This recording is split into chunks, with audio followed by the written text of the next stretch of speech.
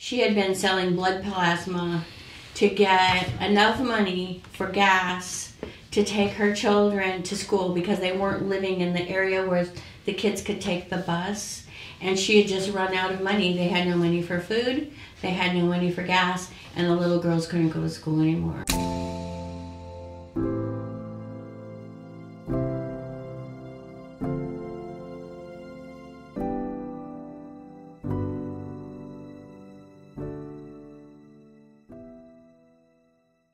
Again, I am here with Jay, Jackie, and Cameron, and we're going to talk a little bit about some of the examples of what the McKinney-Vento program has seen and where they've been able to help other people, so that you know when you donate to the McKinney-Vento program in the Bethel School District, it is going to a good cause. Would you like to finish telling us a little bit more about how it affected you in your life? You know, when I was going, not knowing where I'm going to be housed, where it's stable, where I know I'm going to be there. I can go to school for at least this next year. If I was only thinking in year increments, because I went from, you know, one district to one school to another school and to another school. I kind of just, you know, I slacked around a little bit because I knew I wasn't going to be there very long. And actually one big thing was just like, I didn't feel like making any friends because I knew, oh, well, I'm going to probably go to another school anyway, and probably not going to actually stay in contact with me afterwards. You just be my friend because I'm here. This is the equal meeting place. But yeah, it was hard mainly to make and keep friends, so I kind of kept to myself. That's the only way I was able to actually focus.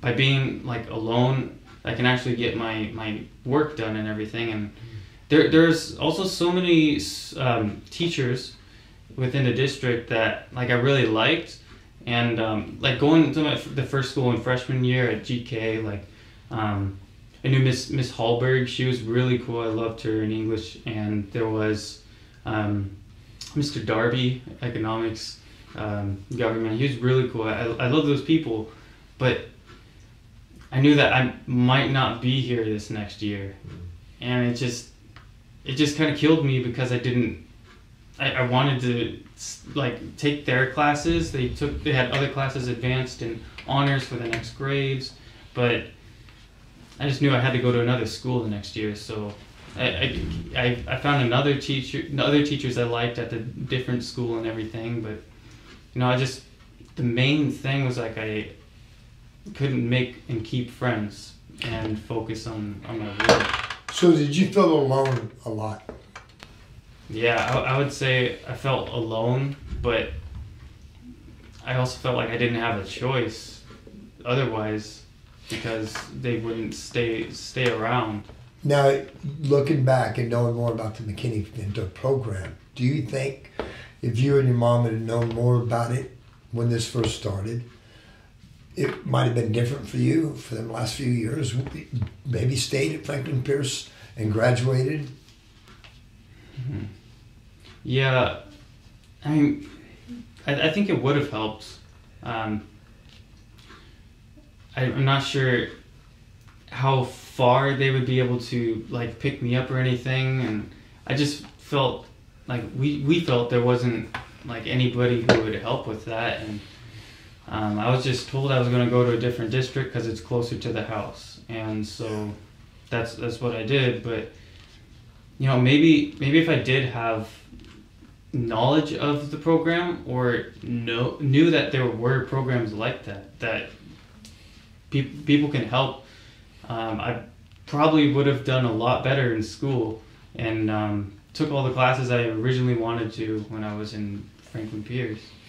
Well, and another thing I'd like to ask for you, you would have friends. Yeah. And friends is a valuable commodity to have, even 1, 2 friends, to be able to have a companionship with somebody else that you can talk to about your situation is tremendous. And that's another thing that with the McKinney-Vento program, keeping a child in the same school so they can finish, getting them a public transportation bus pass so they can get there, getting them to school isn't just to get them there, it's to keep them in a familiar setting to help them do better with their education. And that's a good point, and I appreciate that. You were telling me a story a little while ago. I'd like you to tell me more about it. Earlier this year, we got a call from a mom who has young children, and they lost their home, and the mom had run out of money and didn't know where to go, and hadn't filled out the paperwork so that we would have known that she was in a homeless situation, but she just was at the end of her rope and went to the school counselor, and they told her about McKinney-Vento. And when we met her, she had been selling blood plasma to get enough money for gas to take her children to school because they weren't living in the area where the kids could take the bus. And she had just run out of money. They had no money for food, they had no money for gas, and the little girls couldn't go to school anymore. And what did you do? And we provided them with Safeway reimbursement gas cards, and we made sure that they had groceries and put them on a bus. It was outside of our district, and so we share transportation with our neighboring district. Mm-hmm. They bring the little girls to school in the morning, and we take them home in the afternoon. And the mom then, it frees up her time, and she was then able to go and look for a job. That's so cool. And so, and it was, and like you said, these jobs, they're not just jobs, they become a calling. And it becomes your life, and you feel what they feel, and you want to do everything you can for them, and sometimes what we have is just not enough, and so that's why people like you are so important to these families. No, it is what you guys do that brings people like us together to help. I'd like you to tell me about the girl with the blanket. At one of our high schools, I happened to be out there meeting with a counselor and saw a girl come through, and she had a blanket kind of wrapped around her, but it was kind of wet. So in talking with the counselor, what was happening, and soon we figured it out, was that she was living behind the library out on 224th and just in the woods, had had a situation at home that wasn't acceptable, and so she had left home. So she was literally sleeping out in the woods, had a blanket, had been given a blanket from, I believe, from the nurse or from someone at school. And then every so often then she was coming in for another blanket because hers was wet, because the weather would change and there'd be rain or something. And she didn't share, and we didn't know exactly at first what was going on, but then it became a pattern, and so then we quickly figured out, okay, this is someone who's not living in any one house, and so we were able to work with her an aunt down in Tacoma, and then she was able to get in a much better and stable situation and still continuing her schooling. But she's not alone. That's not an isolated story. No. There's many, many of them. And the only way we're ever going to be able to help as many as we can is for the public to understand that McKinney-Vento is a vital part of education. It's a vital part of the kids' sanity, for them to grow up, to have a life, to be able to raise their children in a warm home. I mean, times are tough in a lot of places. Jobs are hard to find.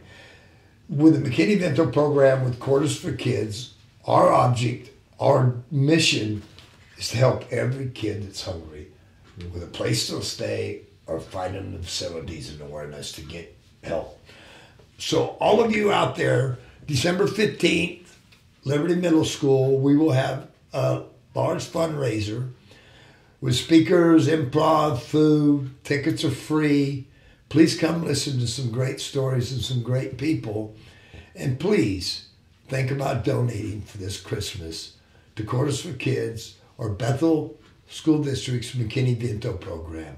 You can always reach out to Jackie Crowley or Jay Browers, and they will find the way to get you to help. Thank you. Thank you.